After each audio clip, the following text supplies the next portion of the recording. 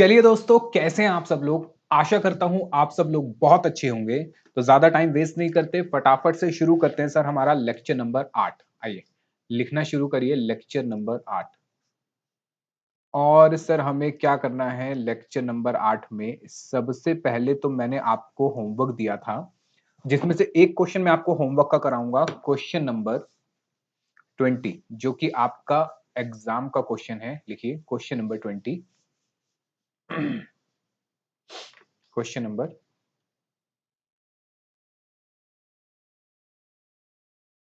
20।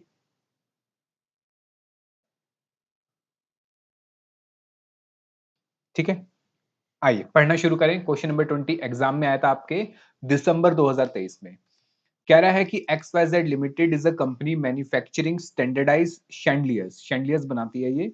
The segment they deal is more or less oligopolistic. कह रहे हैं जिस सेगमेंट में ये डील करते हैं वो ओलिगोपोलिस्टिक मार्केट है, विद मीडियोकर मार्केट पोटेंशियल। यानी उसकी जो डिमांड है वो मीडियोकर है, बहुत ज्यादा हाई भी नहीं है, बहुत ज्यादा कम भी नहीं है, एक नॉर्मल डिमांड रहती है।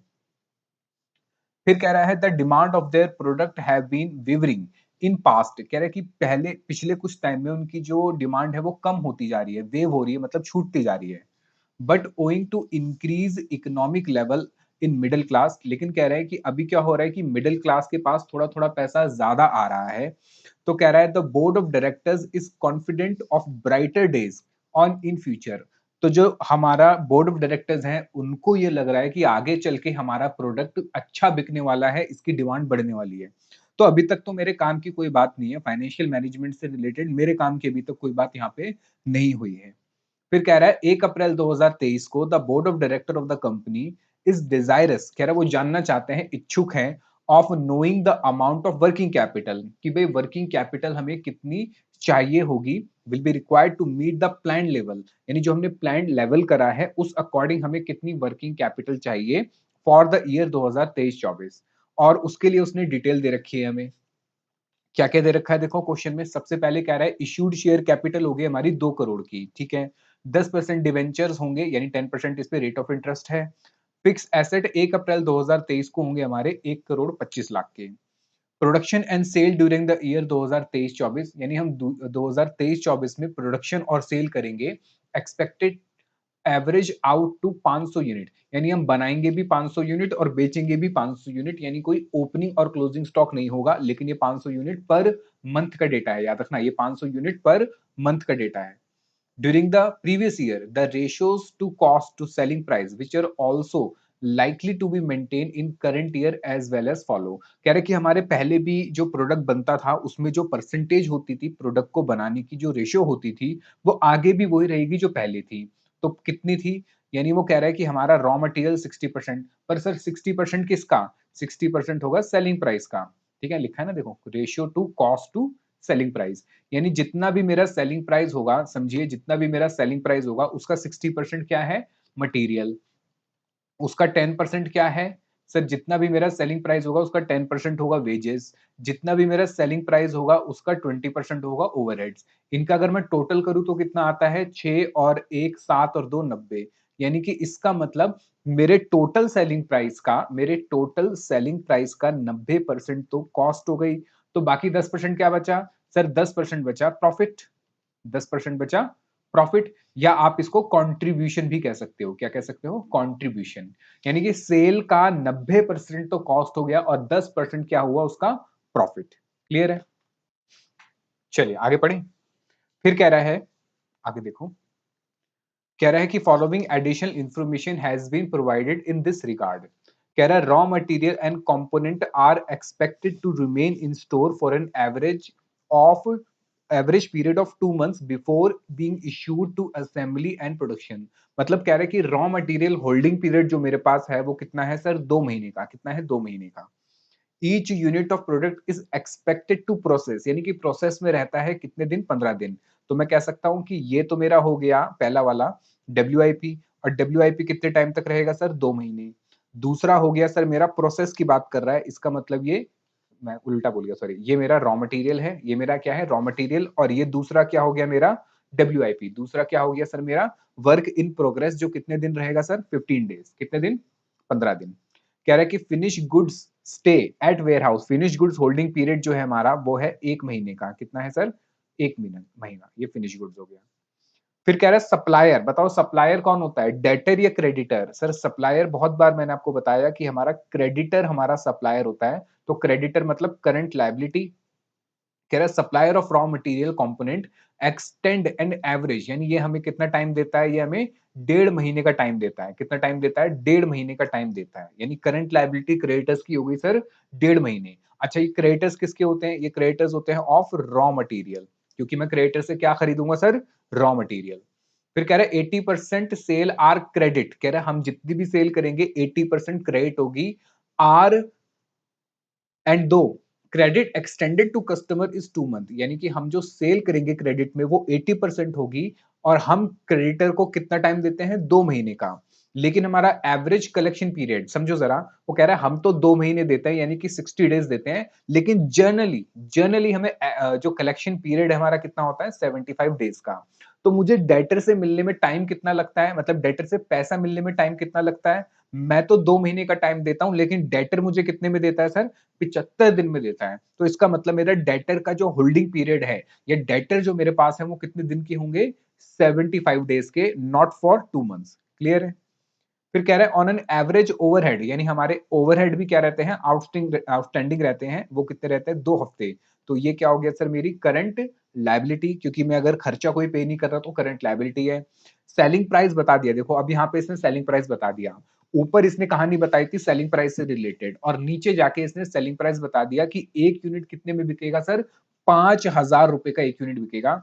वर्क इन प्रोग्रेस के लिए बता रहा है। अच्छा, क्वेश्चन में कुछ नहीं दिया होता तो हम मान के चलते हैं वर्क इन प्रोग्रेस में 100% मटेरियल है, 50% लेबर है, और 50% क्या है? ओवरहेड्स। पर इसने क्वेश्चन में बता दिया कि वर्क इन प्रोग्रेस में 100% तो आप मटेरियल ले लेना, 50% लेबर एंड ओवरहेड्स। यानी जो क्वेश्चन में हमें नहीं पता होता और हम मान लेते, वही क्वेश्चन में उसने मुझे लिख के दे दिया है। फिर पॉइंट नंबर 9 में कह रहा है sundry debtor are to be valued at cash cost. इसका मतलब यह है कि सन्डी डेटर को जो हमें वैल्यू करना है, वैसे मैं कैसे वैल्यू करता था इसको? सेलिंग प्राइस पे। लेकिन कह रहा है सेलिंग प्राइस पे वैल्यू ना करके आप इसको कैसे करना? कैश कॉस्ट पे। किस पे? कैश कॉस्ट पे। किस पे? कैश कॉस्ट पे। सर ये क्या होता है कैश कॉस्ट? कैश कॉस्ट मतलब मेरी सारी कॉस्ट एक्सक्लूडिंग डेप्रिसिएशन। ठीक है, अभी देखेंगे। फिर कह रहा है entire overhead is to be assume, कह रहा है सारे ओवरहेड को क्या मान लेना? कैश कॉस्ट मान लेना। लो, यानी इस क्वेश्चन में सारे के सारे खर्चे मेरे क्या हैं? कैश के खर्चे हैं, कोई भी नॉन कैश मतलब डेप्रिसिएशन नहीं है। कह रहा है एक साल में मान के चलना 360 दिन है, या फिर 52 वीक्स है, अगर वीक्स में बात हो रही है तो।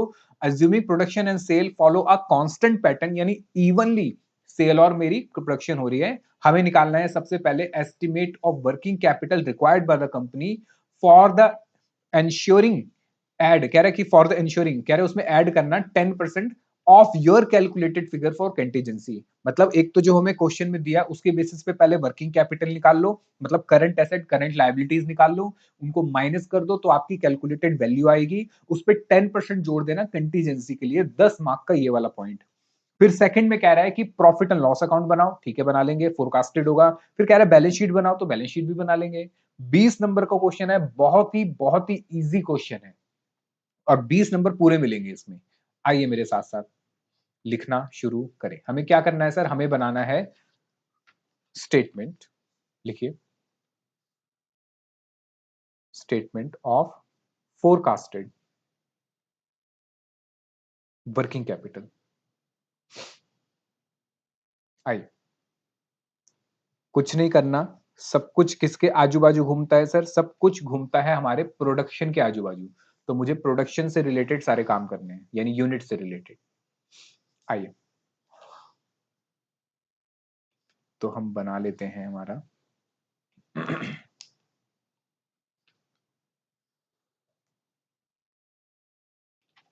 थोड़ा सा बड़ा ही बनाना। ठीक है, चलिए आइए। सबसे पहले क्या लिखते हैं हम सर? सबसे पहले आते हैं हमारे इसमें रॉ करंट एसेट्स। सबसे पहले आते हैं सर करंट एसेट्स। मुझे बताइए करंट एसेट्स में सबसे पहले क्या आएगा सर? सबसे पहले आएगा रॉ मटेरियल। आइए लिखिए रॉ मटेरियल। चेक करके बताओ जरा रॉ मटेरियल कितने महीने हमारे पास रहेगा? सर हमने सब कुछ मार्क कर लिया था। आइए सबसे पहले था सर रॉ मटेरियल और ये हमने मार्क करा हुआ था, ये रहा। कितना महीने रहेगा सर? 2 महीने, ठीक है। सबसे पहले तो मुझे चेक करना है कि मेरी प्रोडक्शन कितना होगी। अच्छा, सबसे पहले तो हम प्रोडक्शन की बात करते हैं। सर प्रोडक्शन क्वेश्चन में इसने बताया था शुरू में, ये रहा कि हमारी प्रोडक्शन कितनी होगी। सर प्रोडक्शन होगी 500 unit per month. 500 unit per month. तो मैं पर एनम निकाल लूं? एक काम करता हूं, पहले इसको वर्किंग नोट में लिख लेता हूं, थोड़ा सा मेरे लिए इजी रहेगा। आइए वर्किंग नोट में लिख लेते हैं। मेरी जो प्रोडक्शन है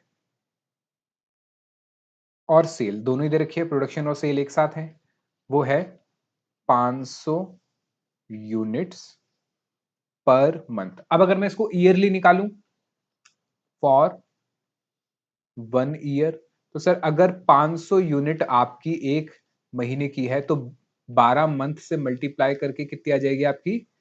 6000 यूनिट्स। यानी एक साल के कितने आ गए आपके? 6000 यूनिट्स। अच्छा, मैं इसको वीकली में भी निकाल लूं साथ साथ, क्योंकि क्वेश्चन में कहीं कहीं वीकली भी दिया हुआ था। आइए, फॉर 1 वीक, अगर मैं एक वीक की बात करूं तो सर देखो साल भर में कितना है? सर साल भर में है 6000 यूनिट, अभी निकाला। अच्छा, एक वीक में कितने हो गए सर?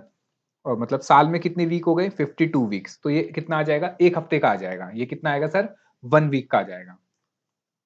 अब देखिए जरा, अगर मैं इसको डिवाइड करता हूँ 6000 डिवाइड बाय 52, तो ये आता है 115.38। तो एक काम करना, इसको डिवाइड मत करो, इसको एज एज इट इज छोड़ दो। इसको डिवाइड मत करो, एज इट इज छोड़ दो।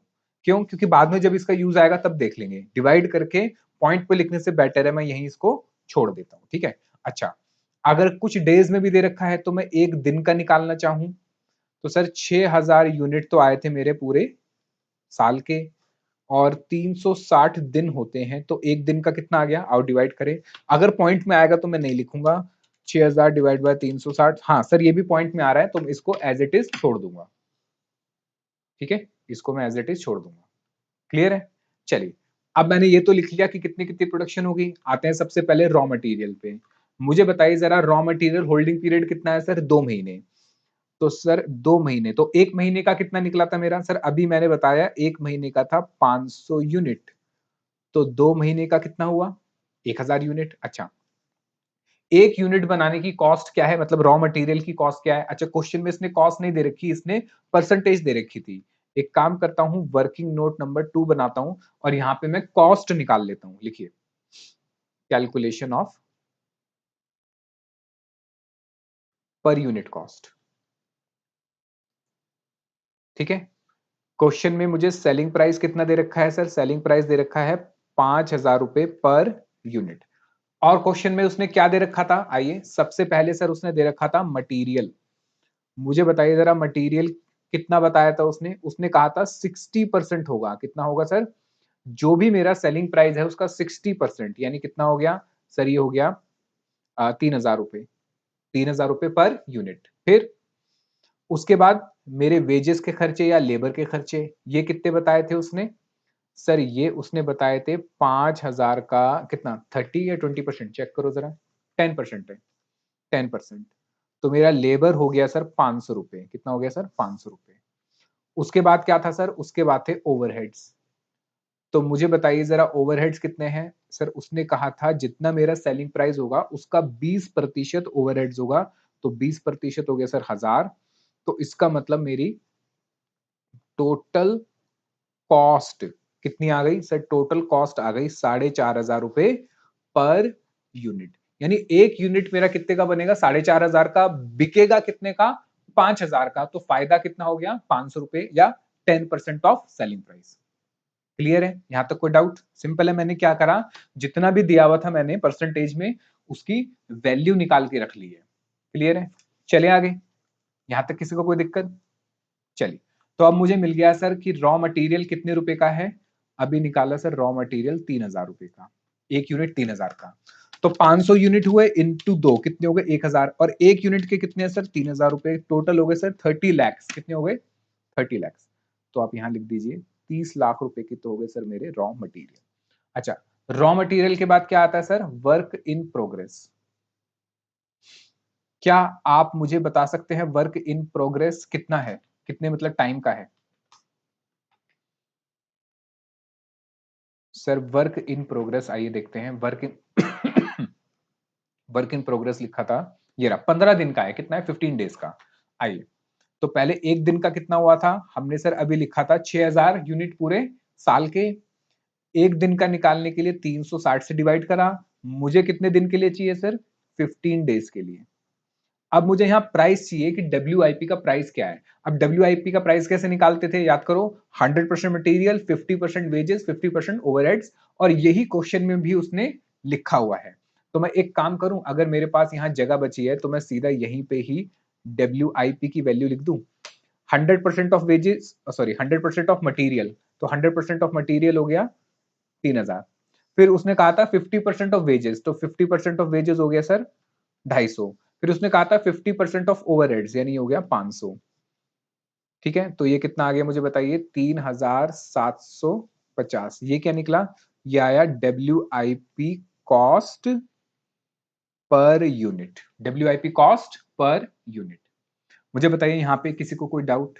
इजी है, ये आपने पहले भी करा हुआ है, इसमें ज्यादा कोई दिक्कत नहीं होगी। आइए मल्टीप्लाई कर देते हैं 3750 से। बस आपको ये ध्यान रखना है कि अगर जब आप एक दिन या एक हफ्ता निकाल रहे हैं और अगर वो डिवाइड करके पॉइंट में आ रहा है, डिवाइड करके पॉइंट में आ रहा है, तो डिवाइड मत करो, सीधी वैल्यू लिख दो। लास्ट में देख लेना टोटल आपका जो आएगा मल्टीप्लाई करके, वो पॉइंट में नहीं आएगा। मतलब सबसे पहले अब क्या करना है, आओ कैलकुलेटर पे।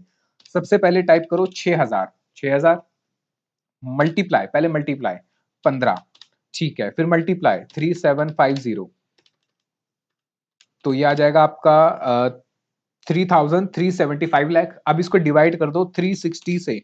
अब देखो पॉइंट पे नहीं आ रहा, पॉइंट पे नहीं आ रहा ना, 9,37,500। इसी वजह से मैंने इसको ऐसे लिखा, ताकि मल्टीप्लाई करने के बाद जब मैं टोटल करूंगा तो ये पॉइंट में नहीं आएगा। 9,37,500। क्लियर है? चल, तो मेरा WIP भी आ गया। अब बात करते हैं किसकी सर? फिनिश्ड गुड्स की। फिनिश्ड गुड्स, मुझे बताइए जरा, फिनिश गुड्स कितने टाइम के लिए हमारे पास होंगे? आइए चेक करते हैं। सर फिनिश गुड्स बताया था ये रहा 1 महीना। तो फिनिश गुड्स 1 महीना, तो पहले तो मुझे बताओ, पहले तो मुझे बताइए कि एक महीना, एक महीने का कितना था? 500 यूनिट थे एक महीने के। ठीक है, अब प्राइस बता दो फिनिश गुड्स का। फिनिश गुड्स में क्या होता है सर? 100% मटीरियल, यानी आ गया 100% लेबर, ये आ गया 100% ओवरहेड, तो टोटल कितना आ गया? 4500। तो यही वैल्यू होती है आपकी फिनिश्ड गुड्स पर यूनिट। ये तो आपने पहले भी करा हुआ है, इसमें कुछ नई बात नहीं है।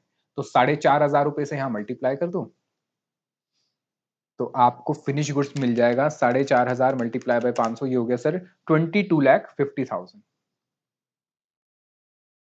ठीक है, तो मेरे फिक्स एसेट, मैंने फिक्स एसेट लिख दिया, सॉरी करंट एसेट, मेरे करंट एसेट में सारे के सारे हो गए हैं। अब मतलब मटेरियल इन्वेंट्री से जुड़ा सब कुछ हो गया है। अब आगे चलते हैं सर, आगे सप्लायर, ये तो करंट लायबिलिटी है, इसकी बात बाद में करेंगे। फिर उसके बाद आता है सर मेरा, हाँ, क्रेडिटर्स। क्रेडिटर्स के लिए कितने दिन थे सर? क्रेडिटर्स के लिए 75 थे। लेकिन उसने एक बात ये लिखी थी क्रेडिटर्स के लिए, कि क्रेडिटर्स को वैल्यू कैसे करना है? क्रेडिटर्स को वैल्यू करना है कैश कॉस्ट पे। यहां लिखा था देखो, मैं बार बार क्रेडिटर कह रहा हूं, सॉरी क्रेडिटर नहीं, डेटर डेटर डेटर डेटर भाई साहब, डेटर। डेटर से कलेक्शन पीरियड कितना है? 75 डेज का। पर उसने कहा डेटर को वैल्यू कैसे करना है? डेटर को वैल्यू करना है कैश कॉस्ट पे। कैसे वैल्यू करना है सर? कैश कॉस्ट पे। बात समझ आई? आओ जरा करते हैं। कैश कॉस्ट का मतलब यह है कि उसको सेलिंग प्राइस पे वैल्यू ना करके कॉस्ट प्राइस पे वैल्यू करेंगे। आइए वर्किंग नोट नंबर 3 बनाते हैं इसके लिए। डेटर्स, मैं क्रेडिटर्स बोल गया था गलती से, डेटर्स एट कैश कॉस्ट। लिखिए नोट। क्या एग्जाम में ये नोट लिखना है? नहीं, ये आपके लिए है, लिखिए। दिस मीन्स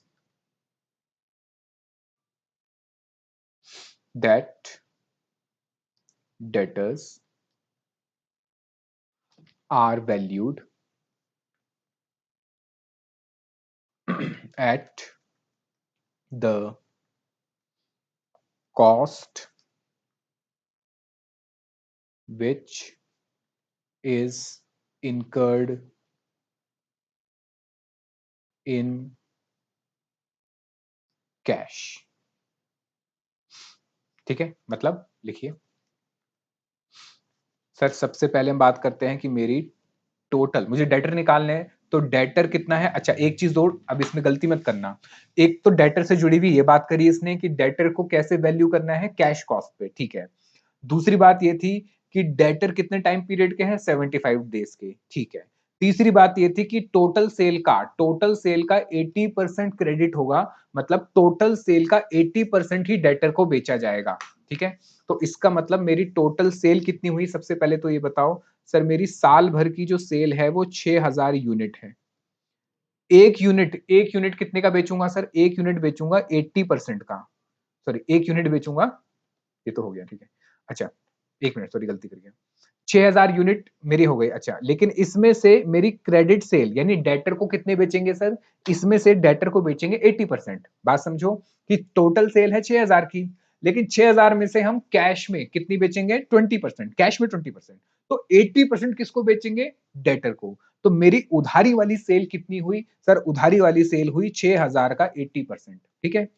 अब समझो जरा, अगर क्वेश्चन में नहीं लिखा होता कुछ भी, तो मैं यहाँ पे सिंपल, इसको लिखना मत अभी। अगर क्वेश्चन में कुछ नहीं लिखा होता तो मैं यहाँ पे सिंपल सेलिंग प्राइस लिखता मेरा, जो कि कितना है 5000 रुपए, ठीक है। क्योंकि डेटर को मैं कैसे वैल्यू करता, सेल प्राइस पे। लेकिन उसने क्वेश्चन में आपको सीधा सीधा कह दिया कि आपको इसको सेलिंग प्राइस पे नहीं लिखना, आपको इसको किस पे लिखना है, कॉस्ट पे लिखना है। किस पे लिखना है, कॉस्ट पे। और मजे की बात, कॉस्ट तो मैं निकाल चुका हूं। कॉस्ट कितनी निकाल चुका हूं, 4500, क्योंकि 500 रुपए क्या है उसमें फिर, प्रॉफिट। तो उसने कहा कि आपको उसको किस में जोड़ना है, कॉस्ट में जोड़ना है, और कैश कॉस्ट में। और बाद में ये कह रहा है, समझो बाद में ये कह रहा है कि आपकी सारी की सारी जो कॉस्ट है, सारी की सारी जो कॉस्ट है, कौन कौन सी सर, ये मटेरियल, लेबर, ओवरहेड, ये सारी की सारी कॉस्ट कैश की है। यानी कोई भी डेप्रिसिएशन नहीं है, नॉन कैश कुछ भी नहीं है, अमोर्टाइजेशन कुछ नहीं है, कोई फिक्टिशियस एसेट अमोर्टाइजेशन कुछ भी ऐसे नहीं है। सारे के सारे खर्चे क्या हैं, कैश कॉस्ट के। कम ऑन, सारे के सारे खर्चे कौन से हैं, कैश कॉस्ट के। तो सीधी बात है, जहां पहले मैं इसको 5000 से मल्टीप्लाई करता, उसने कह दिया कि कैश कॉस्ट है, तो मैं यहाँ पे कॉस्ट से मल्टीप्लाई करूंगा। अगर क्वेश्चन में समझो, अगर क्वेश्चन में वो लिख देता कि मान लो इसमें 500 रुपए डेप्रिसिएशन है, समझो मान लो 500 रुपए डेप्रिसिएशन है, तो मैं टोटल कॉस्ट में से यानी 4500 में से 500 रुपए हटा देता और कितना मल्टीप्लाई करता, 4000 मल्टीप्लाई करता। क्लियर है, ठीक है। चलिए, तो इसका मतलब मेरी डेटर की कॉस्ट क्या हुई, तो 6000 में बेचूंगा, 80% डेटर को बेचूंगा, तो डेटर को कितना बेचूंगा, 4800 यूनिट। कमान 4800 यूनिट। एक यूनिट की कॉस्ट कितने की है सर, एक यूनिट की कॉस्ट है 450। तो कुल मिला के मेरी डेटर की सेल, यानी मेरे डेटर हो गए सर 216 लाख रुपए, यानी कि 2 करोड़ 16 लाख रुपए। कितने हो गए, 2 करोड़ 16 लाख रुपए। अब लगा लो डेटर्स कितने आएंगे मेरे, क्योंकि सर मेरा डेटर्स का कलेक्शन पीरियड कितना है सर, डेटर का कलेक्शन पीरियड है 75 डेज। तो 2 लाख, सॉरी 2 लाख नहीं, 216 लाख या 2 करोड़ 16 लाख, तो क्या है साल भर की डेटर, 2 करोड़ 16 लाख साल भर की डेटर की कॉस्ट। मुझे कितने चाहिए सर, मुझे चाहिए 75 डेज के लिए, तो 360 डेज से डिवाइड कर दूंगा और 75 से मल्टीप्लाई। तो मल्टीप्लाई पहले करना, डिवाइड बाद में, डिवाइड मल्टीप्लाई 75 डिवाइड बाय 360। तो सर जो मेरे डेटर आ गए, डेटर की कॉस्ट कह सकता हूं, तो मेरी डेटर की कॉस्ट आ गई सर 45 लाख। मेरी डेटर की कॉस्ट कितनी आ गई सर, 45 लाख। क्लियर है। टोटल मैंने क्या निकाली पहले, यूनिट, 80% मेरे क्या है उसमें, क्रेडिट में, मतलब डेटर को बेचा। एक कितने का, 4500 का कॉस्ट, तो टोटल हो गए 2 करोड़ 16 लाख। इस 2 करोड़ 16 लाख में से मुझे कितना चाहिए, ये तो पूरे साल भर का है, मुझे चाहिए कितना, सिर्फ मुझे चाहिए 75 डेज का, मुझे चाहिए 75 डेज का। क्लियर है। चलिए, तो ये हो गया मेरा 45 लाख।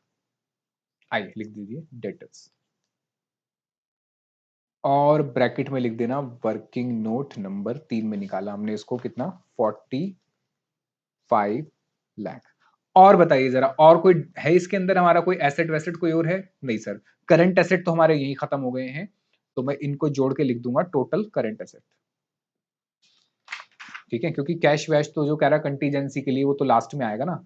तो ये हो गए मेरे टोटल करंट एसेट।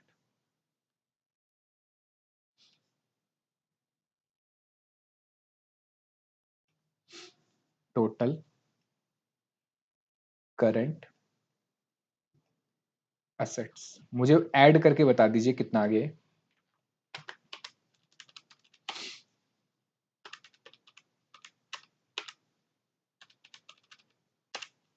106,87,500,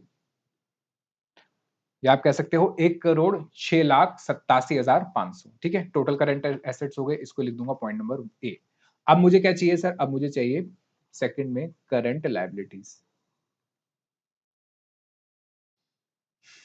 क्या आप मुझे करंट लायबिलिटीज में बता सकते हैं सबसे पहले क्या आएगा? सर करंट लायबिलिटीज में सबसे पहले आएंगे क्रेडिटर्स। क्रेडिटर्स कौन से sir? Creditors for raw material. क्या आप मुझे बता सकते हैं कि क्रेडिटर्स हमें कितना टाइम पीरियड देता है? हाँ सर, देखिए क्रेडिटर्स, क्रेडिटर्स कहाँ गया? ये रहा सप्लायर। क्रेडिटर्स कितना है? 1.5 महीना। कितना है? 1.5 महीना। तो 1.5 महीना सबसे पहले निकाल लो। एक महीने के लिए कितना था सर? एक महीने के लिए थे 500 यूनिट। तो 1.5 महीने के लिए 1.5 महीने से सर मल्टीप्लाई कर दो। और एक रॉ मटेरियल कितने रुपए का है सर? एक रॉ मटेरियल यानी पर यूनिट है 3,000 रुपए का। पर यूनिट है 3,000 का। तो 500 multiply by 1.5 multiply by 3,000, total हो गए सर 22,50,000। कितने हो गए? 22,50,000। ठीक है। अच्छा, एक और भी बताया था इसने, आउटस्टैंडिंग शायद ओवरहेड्स कहे थे मेरे ख्याल से। ये रे आउटस्टैंडिंग ओवरहेड्स कितने हफ्ते, ये वीक्स में दे रखे हैं 52 वीक्स। तो लिखते हैं आउटस्टैंडिंग ओवरहेड्स। तो अब मुझे वीक की बात करनी है। तो एक वीक में कितना था सर? एक वीक में था 6,000 डिवाइडेड बाय 52। सर ये कहां से आया? लिखा था ना हमने, देखो ये रहा। 1 वीक का 6,000 डिवाइडेड बाय 52, एक वीक का हो गया।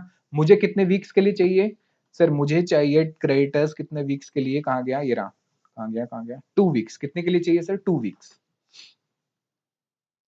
और एक जो क्रेडिटर नहीं है, सॉरी, ये क्या है? ओवरहेड्स। एक ओवरहेड कितना है? 2 वीक्स। ठीक है। अच्छा, ओवरहेड्स का खर्चा कितना था? आओ जरा, ओवरहेड्स का खर्चा हमने लिखा था यहाँ पे, ये रहा। कितना था सर? ये रहा 1,000 रुपए। कितना खर्चा है? 1,000 रुपए। तो 1,000 से मल्टीप्लाई कर दो, तो ये आ जाएगा मेरा आउटस्टैंडिंग ओवरहेड्स। तो पहले मल्टीप्लाई करोगे फिर डिवाइड। पहले मल्टीप्लाई करो 6,000 multiply by 2 multiply by 1,000।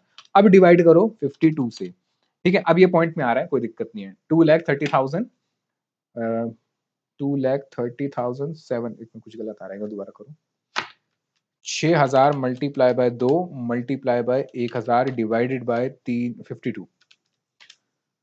3 lakh, हाँ सही है। 3 लाख, सॉरी 3 नहीं, 2,30,769। 2,30,769। ठीक है, आओ टोटल कर लो।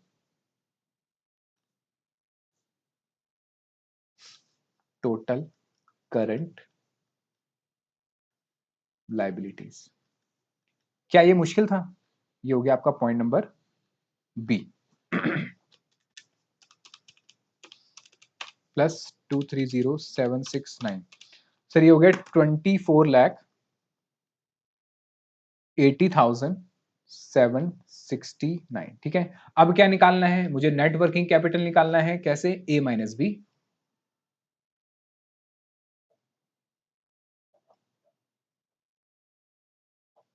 ए माइनस बी। तो माइनस कर दूंगा 106,87,500, ये था ना।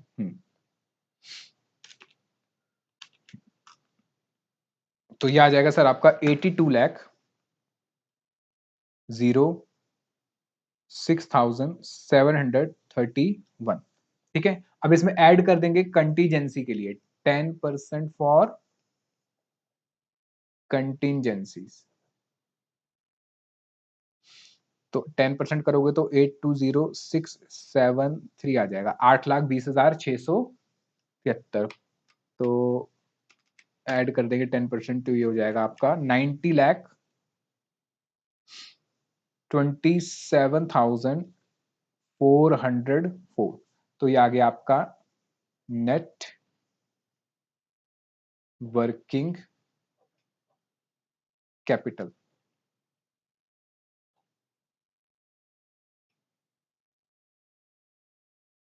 ठीक है, ये आ गया आपका नेट वर्किंग कैपिटल। लिख लो इसको और मुझे कहीं बताओ कोई दिक्कत। 10 नंबर कंप्लीट हो गए। लो यहाँ पे कुछ भी नहीं था क्वेश्चन में, 10 नंबर हो गए। लो कुछ था इसमें? चलिए हो गया, लिख लिया। आइए पॉइंट नंबर 2। पॉइंट नंबर 2 में कह रहा है कि आपको क्या बनाना है सर। एक में कह रहा है पीएनएल बनाना है, एक में बैलेंस शीट। तो पहले पीएनएल बनेगा फिर बैलेंस शीट। आओ पीएनएल बनाते हैं। Point number 2, profit and loss account. ये क्या है सर? फोरकास्टेड है। ठीक है, कैसे बनेगा? सिंपल, जैसे टी शेप में बनाते हो वैसे ही बनाना है आपको।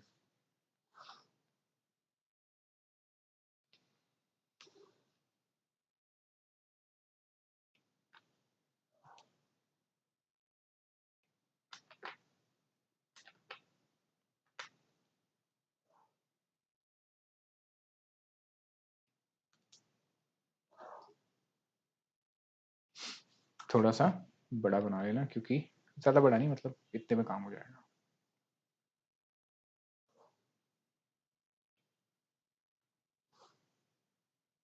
चलिए सबसे पहले क्या लिखेंगे सर? सबसे पहले आएगा यहाँ पे बाय सेल्स। मुझे बताइए सेल्स कितनी है सर? सेल्स पता तो है आपको। देखो कि हम साल भर में 6000 यूनिट बेचेंगे, और एक यूनिट कितने का बेचेंगे?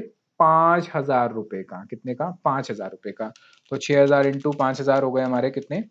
6000 इंटू 5000, 300 लाख, 3 करोड़ मतलब। 300 लैक्स कह सकते हो या 3 करोड़। ठीक है। अच्छा, यहाँ क्या आता है सर? यहाँ आते हैं खर्चे। सबसे पहले आएगा 2, ओपनिंग स्टॉक क्लोजिंग स्टॉक तो है नहीं, तो यहाँ आएगा कंजम्पशन ऑफ रॉ मटेरियल। और जितना हमने खरीदा उतना ही कंज्यूम कर दिया, कंजम्पशन ऑफ रॉ मटेरियल। मुझे बताइए साल भर में कितने यूनिट चाहिए सर? 6000 यूनिट बनाने हैं। एक यूनिट के लिए कितने का रॉ मटेरियल है सर? रॉ मटेरियल है 3000 रुपए का एक यूनिट के लिए। 6000 यूनिट बनाने हैं, एक यूनिट पड़ेगा 3000 का, तो कितने हो गए सर? 1 करोड़ 80 लाख। क्लियर है? 1 करोड़ 80 लाख। अच्छा, और क्या आएगा सर? और आएंगे यहाँ पे वेजेस या लेबर कॉस्ट। क्या आप मुझे बता सकते हो एक यूनिट का लेबर कॉस्ट कितना था सर? 6000 यूनिट साल भर के, एक यूनिट का कितना था? 1000 रुपए नहीं, 500 रुपए। एक यूनिट का था 500 रुपए, तो कितने हो गए सर? ये 30 लैक्स। ठीक है। फिर ओवरहेड्स, ओवरहेड्स बता सकते हो? 6000, एक ओवरहेड था 1000 रुपए का, कितने हो गए? 60 लैक्स। तो ये आपका आ जाएगा क्या? जीपी। आइए जीपी लिख दो। 2 जीपी, ये आ जाएगी आपकी बैलेंसिंग फिगर। क्या आप मुझे बता सकते हो जीपी कितना आ गया? बिल्कुल सर, जीपी बता सकते हैं। 300 माइनस 180 और माइनस 30 माइनस 60, 30 लाख आ गए सर। जीपी कितना आ गया? 30 लैक्स का। लो जीपी आ गया सर 30 लैक्स। ठीक है, अब जीपी को ट्रांसफर कर दो पीएनएल में। आइए बाय जीपी। क्या कोई और खर्चे हैं? नहीं सर, और कोई खर्चे नहीं है। आपको इंटरेस्ट दिया हुआ था शुरू में, चेक करो। आपको डिवेंचर दिए हुए थे, डिवेंचर पे इंटरेस्ट है। इंटरेस्ट ऑन डिवेंचर है ये सर। कहां था? चेक करो क्वेश्चन की शुरुआत में। कितने के डिवेंचर थे देखो जरा। सर डिवेंचर थे 50 लाख के। कहां गए? ये रे सर, देखो डिवेंचर थे शुरू में कितने के? ये रे 50 लाख के डिवेंचर थे, जिसपे मेरी कॉस्ट कितनी है सर? 10% की। कॉस्ट कितनी है? 10%। तो बताओ जरा डिवेंचर पे इंटरेस्ट कितना हो गया सर? 50 लाख पे 10% करेंगे तो कितना आएगा? 5 लैक्स। ठीक है, तो अब मुझे बता दो 2, net profit transferred to reserve. Net profit कितना आया जो कि मैं कहां ट्रांसफर कर दूंगा? रिजर्व के अंदर, रिजर्व मतलब बैलेंस शीट में। तो क्या आप मुझे बता सकते हो कितना हो गया? बिल्कुल सर, 30 में से 5 गए तो बचा 25 लाख।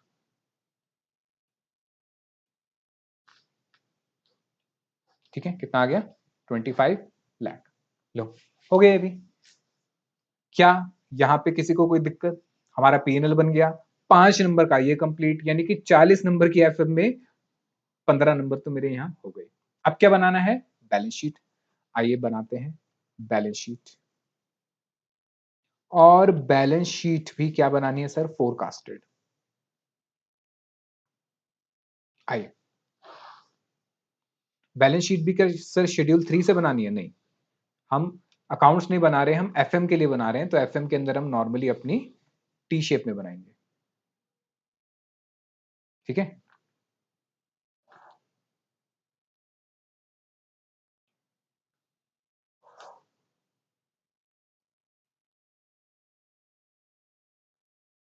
चलिए मुझे बताइए सबसे पहले क्या लिखें? Asset, liability? सर जो मर्जी, चलो लायबिलिटी लिखते हैं, काम करते हैं सबसे पहले। लायबिलिटी में सबसे पहले क्या क्या आएगा सर? लायबिलिटीज में आएगा सबसे पहले शेयर कैपिटल। मुझे बताइए जरा, क्या क्वेश्चन में सबसे पहले शेयर कैपिटल दे रखा है? हाँ सर, क्वेश्चन में शेयर कैपिटल दे रखा है। तो क्वेश्चन में गिवन है, शुरू में ही क्वेश्चन के देखो, शेयर कैपिटल गिवन है कितने का? 2 करोड़ का। कितने की थी? 2 करोड़ की। आओ लिख लो 2 करोड़। ठीक है, उसके बाद क्या आता है सर यहाँ पे? उसके बाद आता है मेरा रिजर्व्स। और अभी हमने रिजर्व से नेट प्रॉफिट निकाला, मतलब नेट प्रॉफिट को रिजर्व में ट्रांसफर करा, कितना? 25 लाख का। ठीक है, उसके बाद क्या आते हैं सर? लॉन्ग टर्म लाइबिलिटीज आती है, मतलब 10% डिवेंचर्स आएंगे। क्या आप मुझे बता सकते हो डिवेंचर्स कितने के थे? 10% सर 50 लाख के। कितने के? 50 लाख के। फिर क्या आएगा सर? फिर आते हैं करंट लाइबिलिटीज। और मजे की बात, करंट लाइबिलिटीज तो हम एस्टिमेट कर चुके हैं, उसमें मेरे थे करंट, करंट नहीं क्रेडिटर्स थे, उसमें थे क्या मेरे? क्रेडिटर्स। करंट लाइबिलिटी में मेरे क्या थे सर? क्रेडिटर्स। चेक करके बताओ मैंने क्रेडिटर्स कितने एस्टिमेट करे थे? सर क्रेडिटर्स, क्रेडिटर्स एस्टिमेट जो थे हमारे, ये रे 22,50,000 के। लिख दो 22,50,000।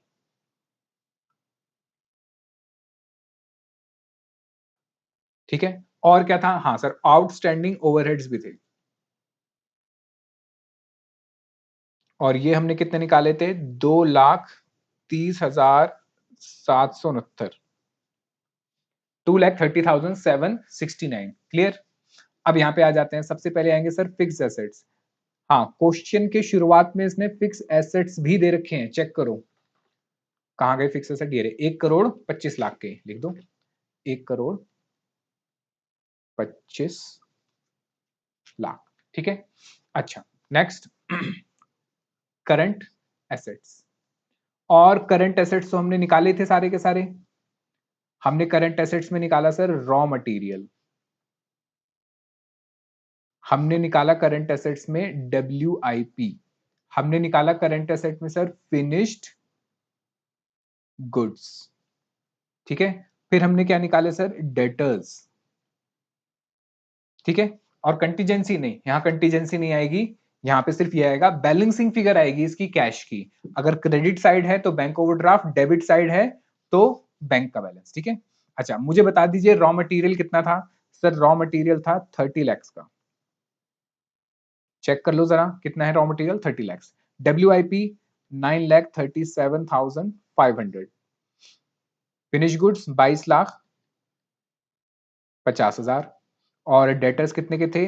अच्छा हाँ, अब डेटर्स यहां पे ध्यान रखना, बैलेंस शीट में डेटर जो आएंगे, वहां मैंने डेटर कैसे लिखे थे? At cost. समझो, वहां मैंने डेटर कैसे लिखे थे? At cost. पर यहां पे डेटर कैसे आएंगे सर? यहां पे डेटर आएंगे एट सेलिंग प्राइस, क्योंकि बैलेंस शीट में समझो, मैं वर्किंग कैपिटल की जब एस्टिमेशन कर रहा हूं, तो मैं कह रहा हूं कि भाई मेरा जो पैसा फंसेगा कॉस्ट का, मैं मुझे वो देखना है। लेकिन जब मैं बैलेंस शीट बना रहा हूं, तो बैलेंस शीट में तो डेटर सेलिंग प्राइस पे आने चाहिए, यानी जितने पैसे मुझे डेटर से लेने हैं उतने पे ही आएगा, और जो पैसे लेने हैं वो क्या है? Selling price. तो यहां पे कैसे निकालूंगा? देखो सर, मेरी टोटल सेल कितनी थी? 500 यूनिट थी महीने की, या 6,000 रुपए साल भर की थी। 6,000 साल की थी, ठीक है। इसमें से कितने डेटर को करेंगे सर? 80% डेटर को करेंगे, यही था, ठीक है। चलो तो ये हो गया। फिर मुझे कितने टाइम के लिए चाहिए सर? ये चाहिए 75/360, क्योंकि 360 डेज डिवाइड बाय 75 डेज मेरा कलेक्शन पीरियड है। और अब यहाँ पे सेलिंग प्राइस आएगा। सेलिंग प्राइस कितना है? 5,000 रुपए। सेलिंग प्राइस कितना है? 5,000। मैंने सेम यही काम करा, लेकिन वहां पे मैंने सेलिंग प्राइस ना लिख के क्या लिखा था? 4,500 रुपए लिखा था, क्योंकि डेटर को कराता है वैल्यू एट कॉस्ट। पर बैलेंस शीट में समझो, बैलेंस शीट में तो मुझे कितना दिखाना पड़ेगा सर? बैलेंस शीट में मुझे पूरा दिखाना पड़ेगा, डेटर सेलिंग प्राइस पे दिखाना पड़ेगा। तो मैंने सेम काम करा, समझो जरा, मैंने बिल्कुल यही काम करा, बस इस 4,500 की जगह क्या लिख दिया? 5,000। ठीक है, आओ जरा। तो 6,000 मल्टीप्लाई बाय 80% मल्टीप्लाई बाय 75, पहले मल्टीप्लाई करना, मल्टीप्लाई 5,000 डिवाइडेड बाय 360, तो ये आएगा आपका 50 लाख। कितना आ गया? 50 लाख। ठीक है, बताओ समझ आया? चलो अब चेक करो कि आपकी बैलेंस शीट टैली हो रही नहीं हो रही। जनरली आपकी बैलेंस शीट टैली नहीं होगी, आपकी बैलेंस शीट टैली नहीं होगी। तो सर क्या करना है फिर? जो बैलेंसिंग फिगर आएगी, समझो, जो बैलेंसिंग फिगर आएगी उसको आपको बैंक या बैंक ओवरड्राफ्ट लिखना है। अगर आपके एसेट साइड ज्यादा है, अगर आपके एसेट साइड ज्यादा है, तो बैलेंसिंग फिगर लायबिलिटी साइड आएगी।